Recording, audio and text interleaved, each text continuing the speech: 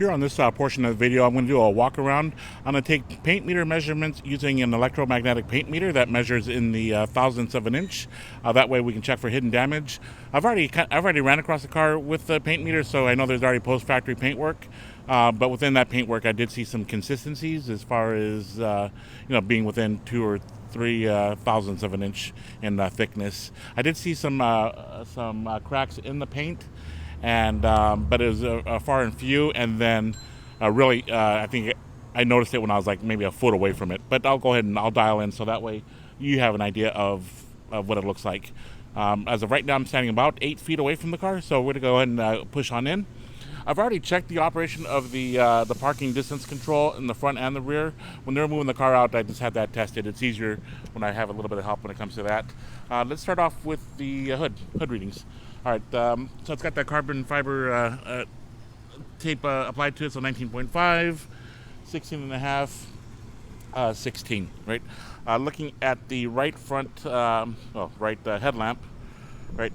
Here you can see where, the plastic is blemished, the lens here. You can see the kind of like scratches. There's a headlight cleaning service. I don't know if they're about to get this out. Maybe some of the other stuff out, but if that's of concern, you definitely want to take that up with the seller. Okay. I always tap on the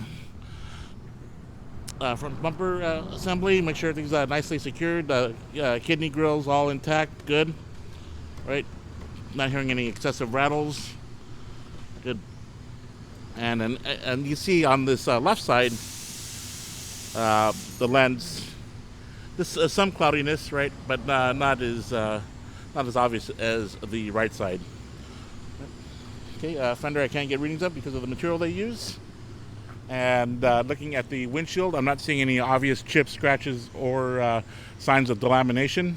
Typically, I wouldn't see delamination on what I consider still a newer car, but I always check anyways. Run my hand across there. This does have the heads-up display, so I'll need to verify the operation of that. And I've already got a still photo of the public VIN ID.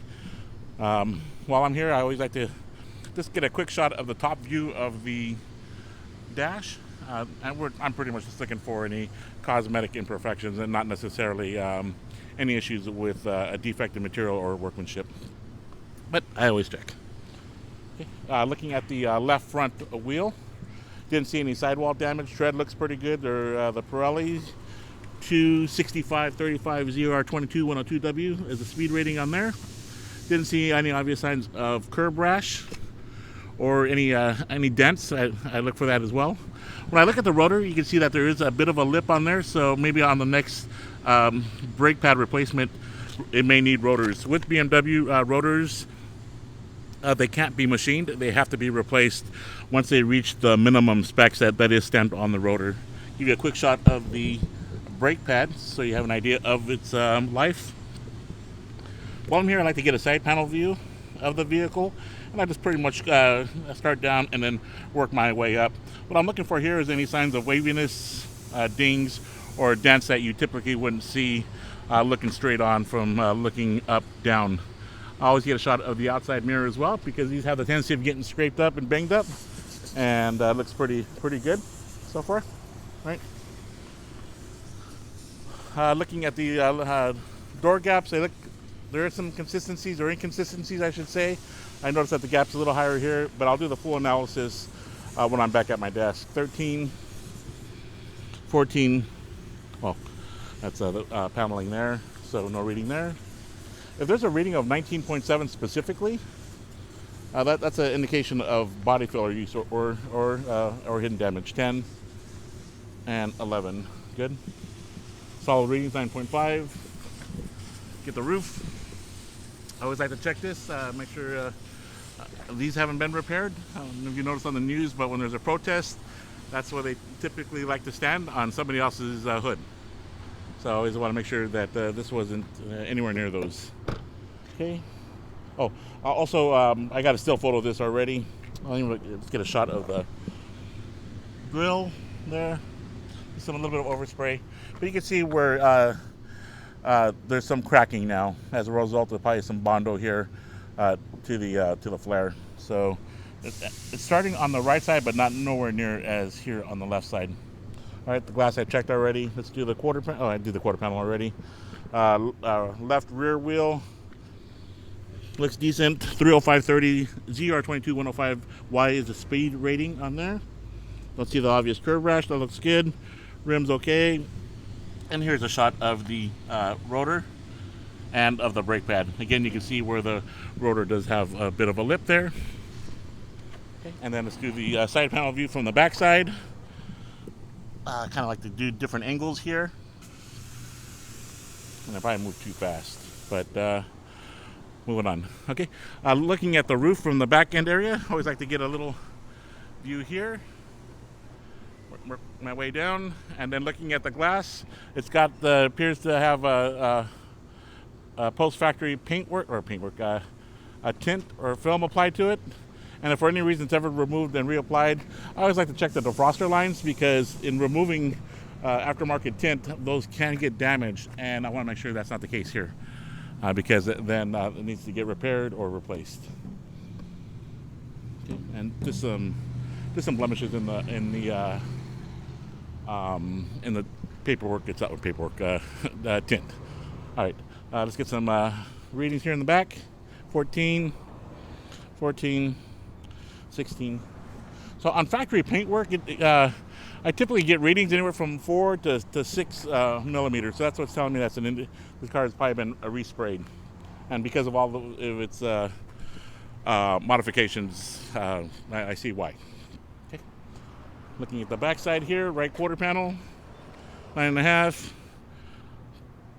8.5. I always open this up. I check to make sure the pigtail's still there and that the cap secures properly. I also take a quick sniff of the fuel. Make sure, see what that smells like. If it smells stale, it means it's been there for a while, or even rotted. That's even longer. But it was okay. All right, side panel view. Let me close this up again.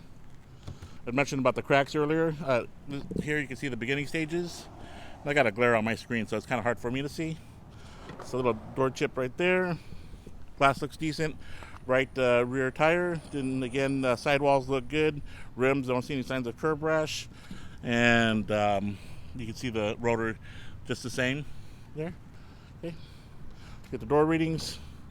8, 10.5, 9.5, 13, 12. Okay.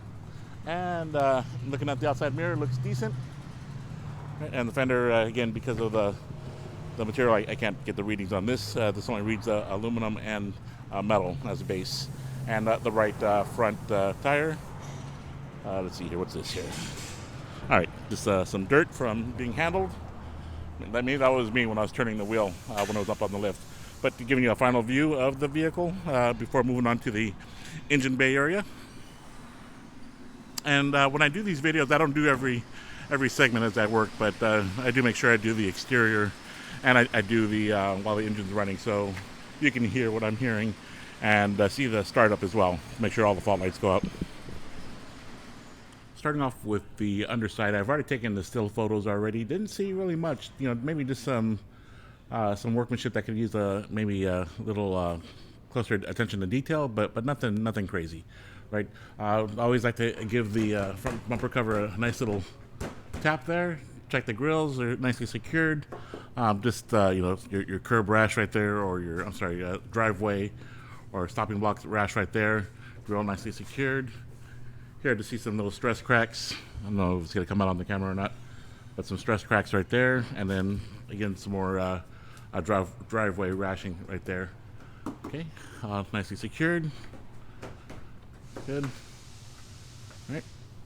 Don't see any signs of impact damage here. I checked the wheel, make sure it does spin freely, right? I looked here at the suspension components. Nothing, again, really grabbing my attention. Just that I got a picture of it, but I think one of these seals, it was actually cracked. And I know I've got a still photo of that. I've already straightened out the wheel.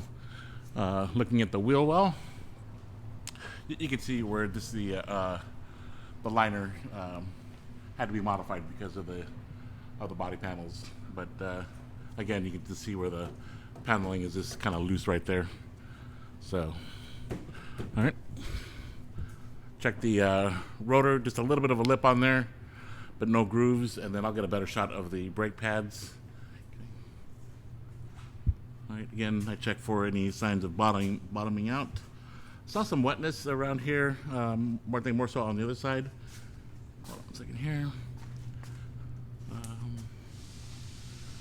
Okay, it's when I was looking up here at the exhaust here on the right side. I noticed some wetness there, and then I try to get a view up there, but it looks like it's possibly just below the valve cover. There may be a leak there, but I can see all the wetness right there. It's not to a drip, but it's coming down. All right, so that's an issue right there. Everything looks pretty dry here on the transmission assembly here. Again, this is not secured, but it's on there. Okay. Again, just checking everything, checking for impact damage or any tweaking of the panels. It's pretty good. Exhaust on there, proper, good. Heat shield, good. And body panels all nicely secured. Okay, nice. Rear suspension area, everything looks like it's in order. Wiring, you don't see any damage there. Don't see any rubbing, scraping. Here you can see where the tires are starting to wear, but actually with the BMWs, that's kind of common. They do wear out a little sooner here on the inner treads. Okay, everything good so far. Here, back panel. I did notice that this little grill piece here is loose, hanging in there. Secured, good. All right, this is secured to some spider webs there. Just a crack there, just from probably like a light impact there. And yeah, the body panel seems like it's on there secure. All right, moving on. Here I'm going to be starting up the vehicle. What we want to see here is we want to see all the lights come on the instrument clusters, all those warning lights, right? The engine light, the brake light, the ABS light, any other fault lights, brake light that comes on. We want to see all that because we want to know, one, that it engages, and two, that it turns off after the vehicle does its self-diagnosis, right? And then we'll get the out mileage, and then we'll see how it cranks over. And here we go.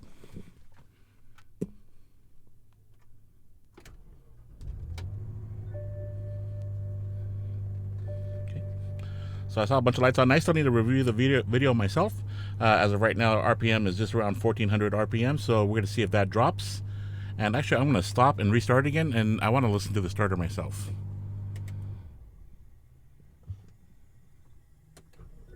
Okay, all right. So that was pretty quick. I thought I heard some sluggishness, but no, that was pretty responsive. Out mileage 80,565. Again, all those lights. From what I can see so far, they all turn on and then they cycled off. I've got the door closed right now. At this point, what we're going to do is we're going to walk to the back of the vehicle.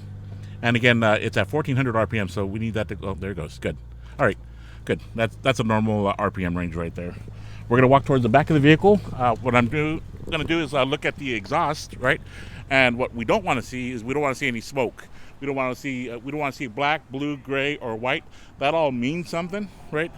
As far as the way the engine health. But as of right now, I don't see any smoke whatsoever, not even condensation. Condensation is okay, right? But any other color smoke, that's something that we would have to look into further. I'm going to stay quiet here for a second. Okay, other than that, air hose. But what I'm doing here is I'm just listening to the tone of the exhaust, and I'm not hearing any misfiring or any obvious roughness. We're going to go towards the engine of the bay, and I'll let you know what I look at here when I pop open the hood. One, I like to check the underside paneling for any signs of damage, specifically here to the matting, because sometimes I'll see that it's chewed up, which is an indication of rodents that have nested in the engine bay. And I also like to check for, if that being the case, then I really look for chewed up wiring and then hoses as well. I do it regardless, but I'm even more careful then when I see that or evidence of it, right? So it looks good. The visual's a little limited here. The engine pretty much fills the whole engine bay, but I try to look as best as I can. I check the front to check for any obvious signs of impact damage. Nothing was really jumping out at me, given all these components that are in the way. Let's see here. Top side, I pulled the oil cap. Looks pretty decent. Covers are all intact.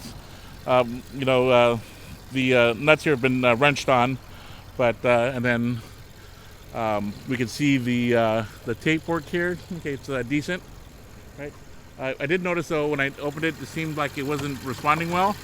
Looks like here, maybe this tab should be tucked in there so you can see where it's kind of flimsy right there. And maybe that's why I was having difficulty at first opening it. Again, that's what I'm speculating. I can't say that's an absolute diagnosis there. All right. I did remove the upper cover here.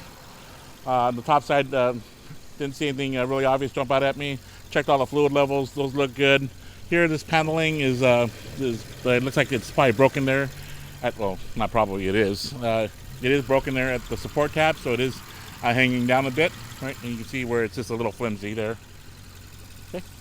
Listening to the engine.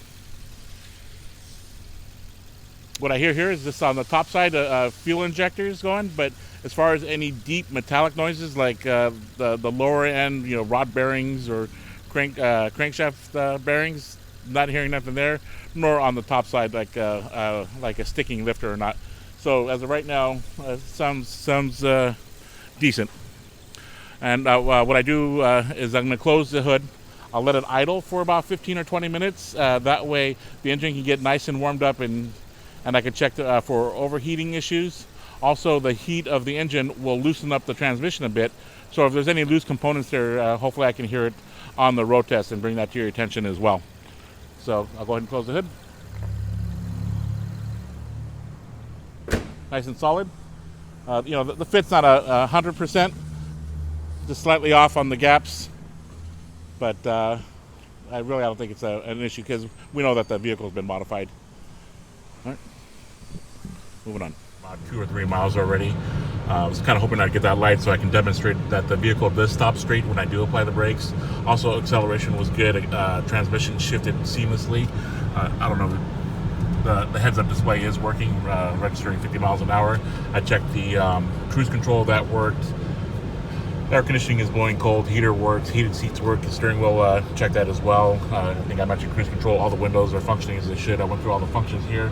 I even paired my phone to make sure that works, that's a big deal. Sunroof operation without a hitch. Oh, and then we're gonna make a left. Oh, and then let me see if I can just capture the acceleration on video. I'm gonna go ahead and shut down for a second until so we got the light. I also did the manual shifting as well, and that was no problems there. So moving up to 20, 30 miles an hour, 40. And I have to slow down because of the car here in front of me. You do have to get used to the ride characteristics, and I'd say it's normal because of the rim and tire setup that it has. So that's something to be mindful of, but I would say that is a normal characteristic because of the modifications. We're going to head back, and also keep in mind that the steering radius on this is about 60%. You can't go full turn because the tires will rub. Left here. Okay. And I'll see if I can demonstrate that when I get back into the park. I'll demonstrate the turning radius here. So I got the wheel straight now. That's okay, straight. So this is one full rotation. Actually, they did it without an issue this time. It's not even rubbing. Maybe it's on to the right side, huh? Yeah, demonstration going in reverse, right? So wheels are straight, and I'm gonna back up. And we'll go clear. That's one full rotation, right there. So 1.5 rotations. That's when you start scraping. Just so you're aware of that.